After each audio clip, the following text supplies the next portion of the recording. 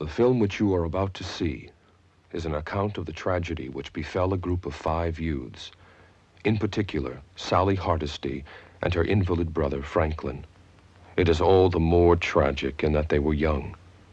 But had they lived very, very long lives, they could not have expected, nor would they have wished to see as much of the mad and macabre as they were to see that day. For them, an idyllic summer afternoon drive became a nightmare. The events of that day were to lead to the discovery of one of the most bizarre crimes in the annals of American history, the Texas Chainsaw Massacre.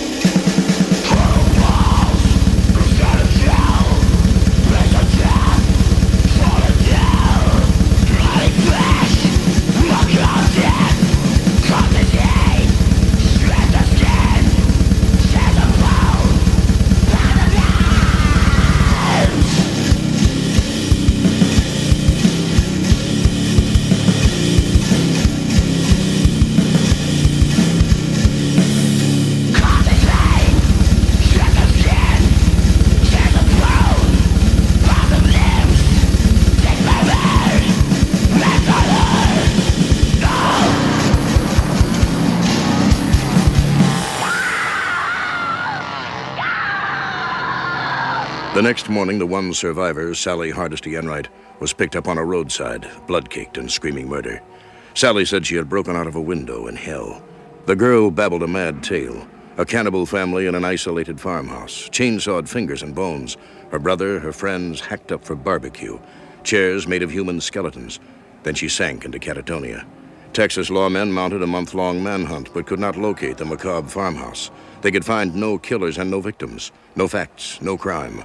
Officially, on the records, the Texas Chainsaw Massacre never happened.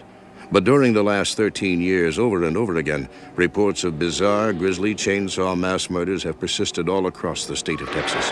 The Texas Chainsaw Massacre has not stopped. It haunts Texas. It seems to have no end.